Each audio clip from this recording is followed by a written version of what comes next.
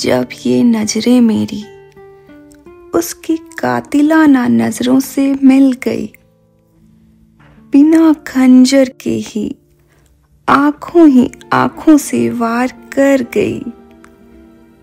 ना जाने कितनी मासूमियत थी लबों पर उसके, जो बिना कहे ही इश्क का जाम दे गई। पहली नजर में ही हर सांस मेरी अपने नाम कर गई। जी हाँ, हमारी आज की कहानी भी कुछ ऐसी ही है। कहानी है प्रिया की, जिसे किताबों से बहुत प्यार था। प्रिया कई तरह की किताबों का कलेक्शन अपने पास रखा करती थी।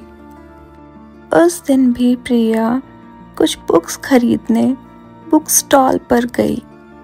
स्टॉल से बुक्स खरीदकर बाहर निकली तो सड़क के दूसरी ओर बनी एक शॉप पर उसकी नजर गई। बुक स्टॉल पर प्रिया कोई 2 महीने बाद आई थी। बीच में वो थोड़ा बिजी चल रही थी, जिस कारण से बुक्स खरीदने अक्सर अपने भाई को भेज दिया करती थी। आज जब वो बहुत टाइम बाद यहाँ आई तो जिस शॉप पर उसकी नजर गई, इससे पहले उस शॉप को कभी नहीं देखा था। हालांकि बहुत ही भीड़ भाड़ वाला इलाका था, पर फिर भी आसपास की शॉप्स के बारे में तो उसे पता ही था। कितनी बार उसने और उसकी फ्रेंड मारिया ने विंडो शॉपिंग जो की है वहां से। याद आया, यहाँ तो नमकीन और मिठाई की दुकान थी। 2 महीने में ही इतनी बढ़िया, एकदम मॉडर्न लुक की दुकान हो गई है। प्रिया ने वहां का नजारा देखा और मन ही मन सोचा। वैसे उसका ध्यान उस ओर जाता भी नहीं, पर उसके नाम ने उसे अट्रैक्ट किया। शॉप का नाम था द मैड स्टीम इंजन। उसी के साथ एक कॉफी मग का डायग्राम उस नाम के साथ जुड़ा था। प्रिया ने सोचा, ट्राई करके देखती हूँ, आखिर क्या खास है यहाँ की कॉफी में।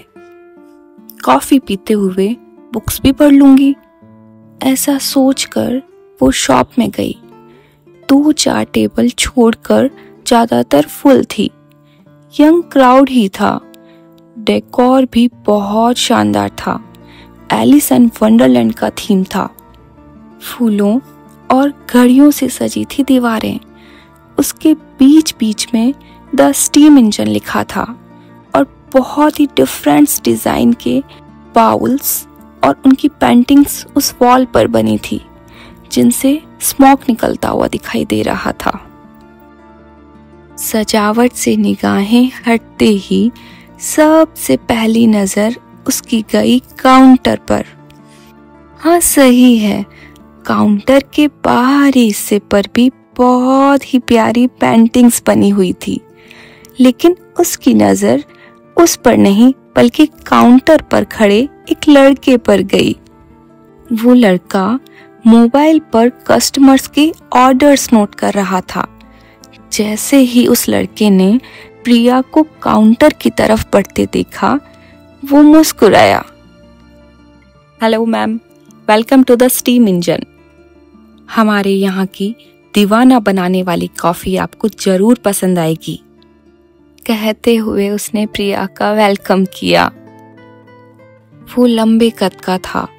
उसके घने रेशमी बाल थे। लाल रंग की प्लेन टी शर्ट और ट्राउजर पहना हुआ वो लड़का बहुत ही डैशिंग पर्सनालिटी का लग रहा था। दिखने में कॉलेज स्टूडेंट ही लग रहा था।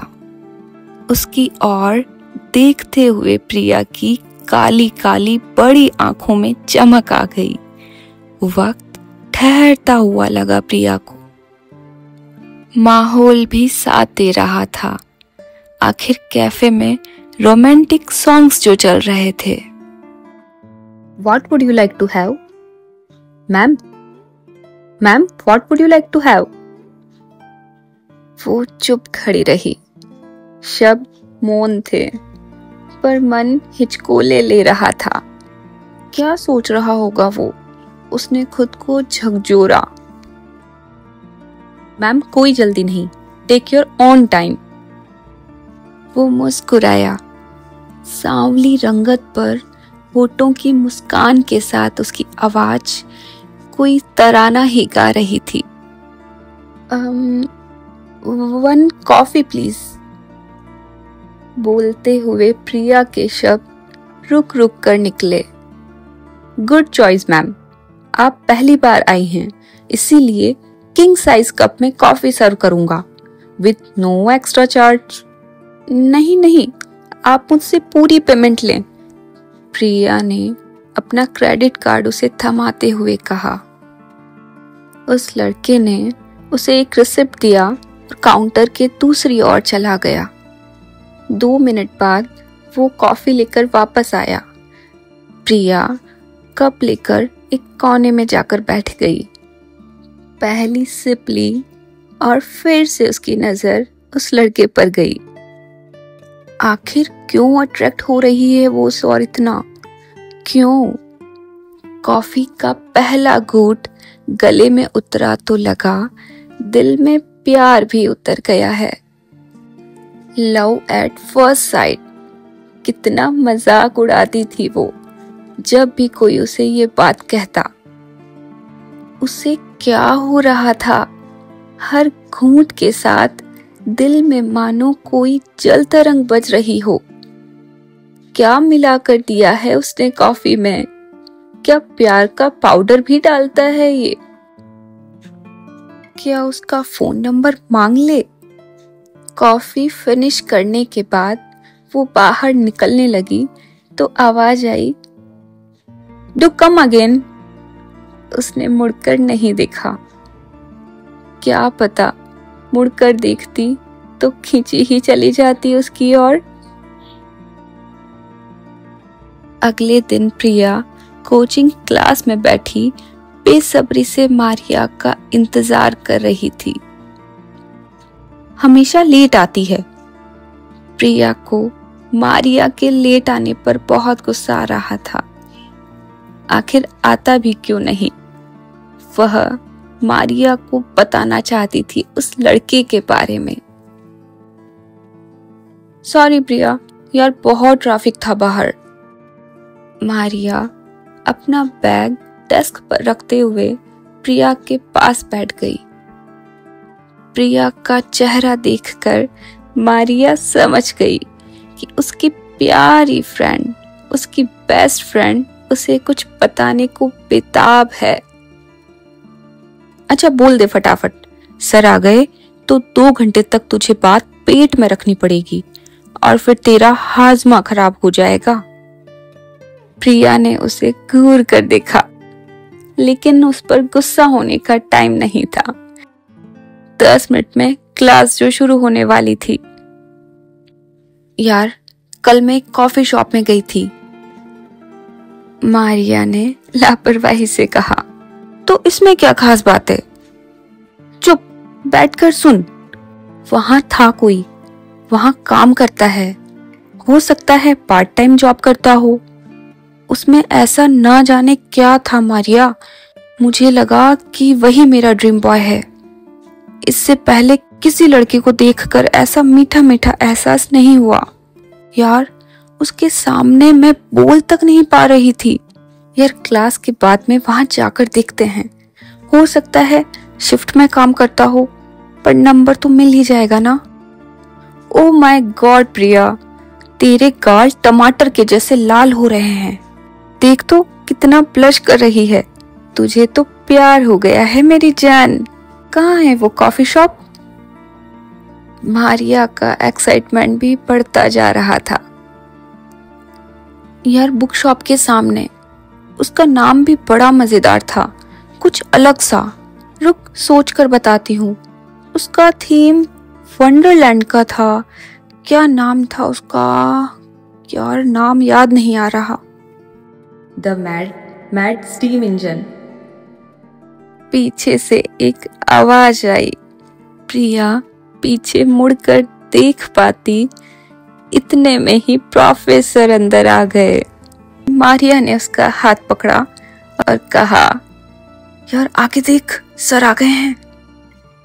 उनकी क्लास में किसी को बोलने की तो क्या, इधर उधर देखने तक की हिम्मत नहीं होती थी। हर कोई बहुत ध्यान लगाकर उनके लेक्चर सुनता था।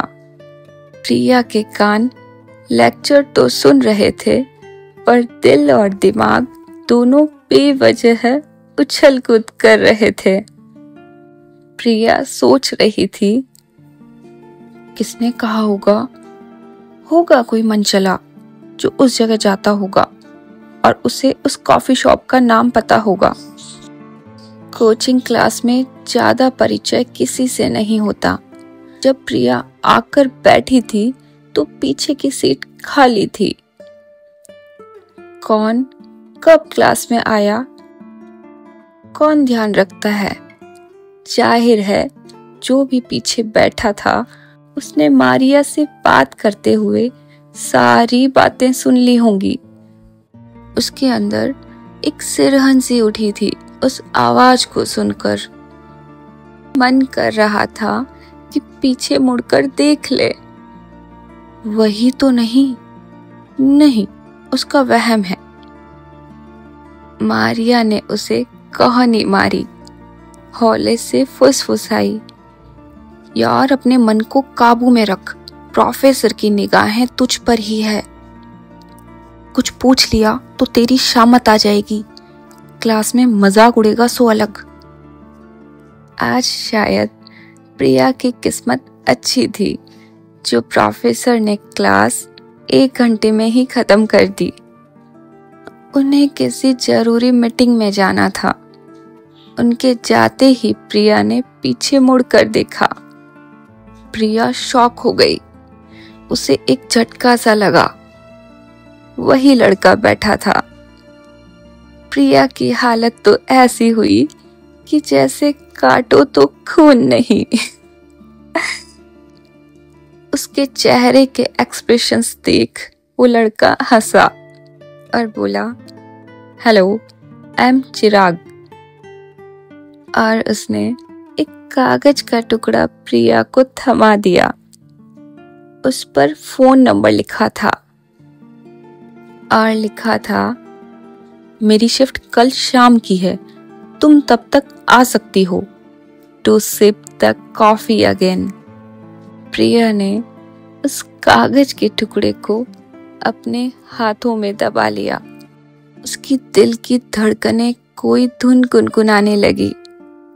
वो मुस्कुराई और मन ही मन इतना खुश हो रही थी मानो जैसे 7वें आसमान पर हो।